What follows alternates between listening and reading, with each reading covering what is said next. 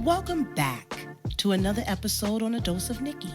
As always, I want to give thanks to my listeners for joining me every week to hear another topic or phrase.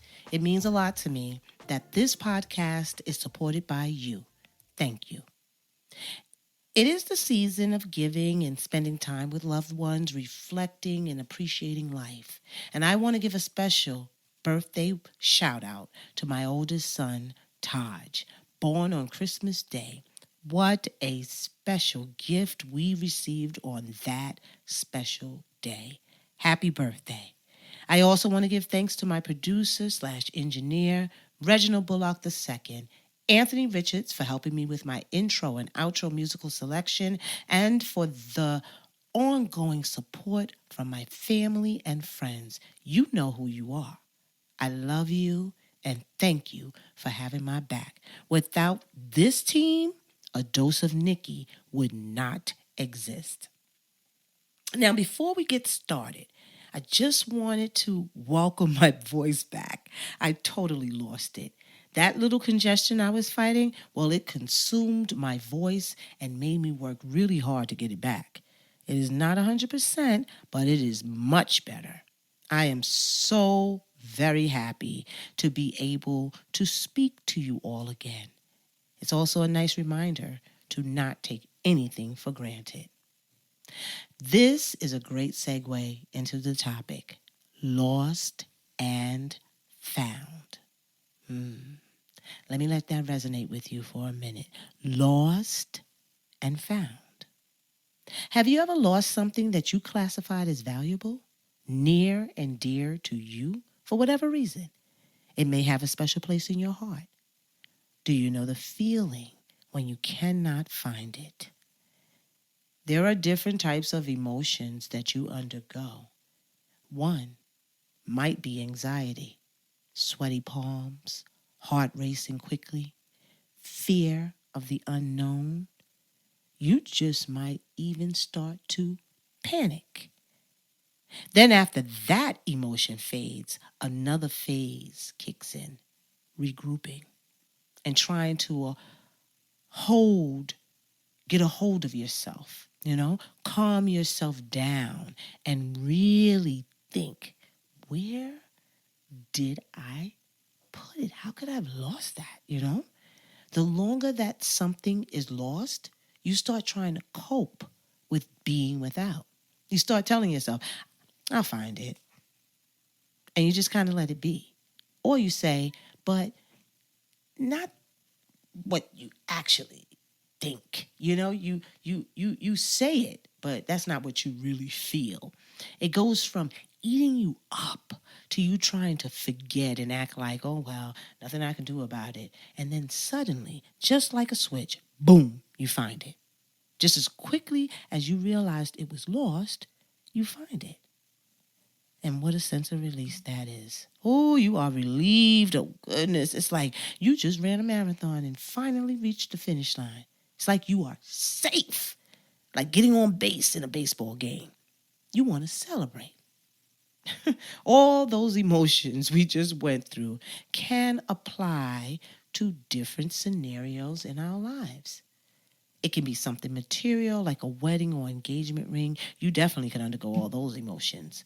Losing your voice is a great example of lost and found. It made me feel anxious because I could not get my point across as well. It also made me hone in on my senses more, such as listening. And just like that, when it came back, I felt relieved and wanted to celebrate. And the other thing, you ever lost a child in the store? You go through all of those emotions. And the longer it takes to find that child, straight panic mode kicks in. And you can start to lose it. Oh, my goodness. Then, suddenly, boom, just like that, they appear looking all innocent. Now, you're relieved, but your emotions are mixed. Now, parents, you know what I'm talking about. Ooh. They just took you from being way up high, going crazy here, all crazy, wow, sweaty and stuff, looking for them, going through the clothes. You about to send out the search party for them, right? And then boom, they appear like, what? What's the problem? Smiling and stuff, looking at you. You're like, oh no, it's not going down like that. You ready to just, but you are relieved. Now, lost is the act of going astray, unable to find one's way.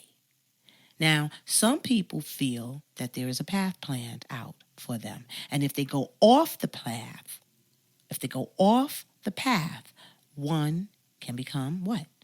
Lost. Now, when they find or rediscover the path, they are back on track and heading in the right direction. Lost and found. Now, have you ever given in to temptation? Has the temptation consumed you? What happens? You start to neglect things. You don't feel right. Something is off. That can be classified as being lost.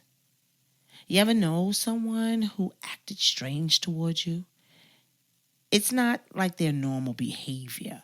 The reason for the strange act, you really don't have a clue. But the person eventually returns back to the familiar relationship with you. They're found. Now, when someone starts to act weirded out, you are relieved when they return to the person you're comfortable being around. You want to kind of like what? Celebrate. Do a happy dance. You're like, woo. Wipe your brow kind of thing, like that was close. I really thought I lost them for a moment. I thought they were woohoo, gone, never to return. So you're relieved, right? You get that relief when that person returns back to the person you know, right? Now, the most obvious lost person is someone that gets in trouble all the time. There was this one young lady, right, that was pretty tough to get under control. So she definitely did not follow the path. She always walked on the grass, or on the outskirts of the path. For whatever reason, that's what she wanted to do. So one day, she decided to bring a knife to school. A knife. Yeah, why would she do that? But she did, and got caught. So now she had to go to court and subject her family to the embarrassment, right? And at the time, the aunt was her guardian, and the judge told her she had a choice. Either you go to juvie or be released in her aunt's custody. And if she ends up back in trouble, she was going to get a harsh punishment. Now, the aunt said she would take full responsibility and guaranteed she would not return. You want to know what happened? It took an entire community to help raise this young lady. Oh, yeah. The young lady, that day after that court hearing, she was taken home and put in a room where every family member that was older, predominantly the aunts and uncles, paid her a visit. Each one of them. Now, we don't know what was said or what was done to her, but each one of them spent time with her one by one. They went in the room. I think it was about 10 of them in total. Could you imagine the shame, the humiliation, the exhaustion that she underwent? Also, the fear of potential abandonment and loneliness kicked in. Needless to say, after that ordeal, she never had any more issues. She became a straight A student. If you were to meet her today, you would never know she was a lost soul. She has been found, and the family celebrates all of her successes, from her graduating to her marriage. Imagine that. Imagine that. You think sometimes that people never learn their lesson. They are forever lost, right? Do you give up on them? Someday or one day, they might just turn it around and become found, like the young lady. What should we do? Celebrate. It's easy to see others' shortcomings of being in the lost state. But what about you? You being lost and finding yourself. That fogginess that appears in your head when you cannot make a decision, when you do not know which turn to make, which turn to take, which turn to make, when you allow temptation to get the best of you. You don't have that GPS to help guide your thoughts. Is that being lost? Or keep making the same mistakes over and over again? Are you lost? How do you become found? How do you support someone else who needs to be found? What did we discuss before? We are leading with love, people. You know how people might say you favor someone? All of your focus is on the person that demands your attention in not necessarily a good way. They tend to be what? Lost. And the other person who does the right thing and do not require so much attention is found. And that's an easier relationship, which we tend to prefer. The lost person or state that you are in requires more time and energy to be found.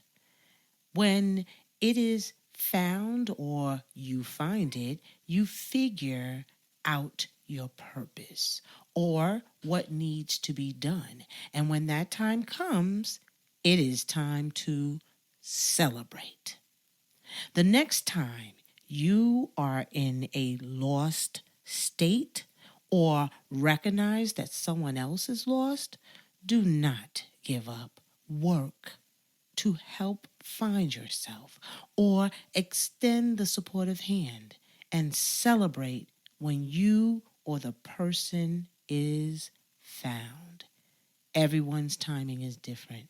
Let's not judge, but offer that vote of confidence to help bring each other around. Until next time on A Dose of Nikki, be well, my people.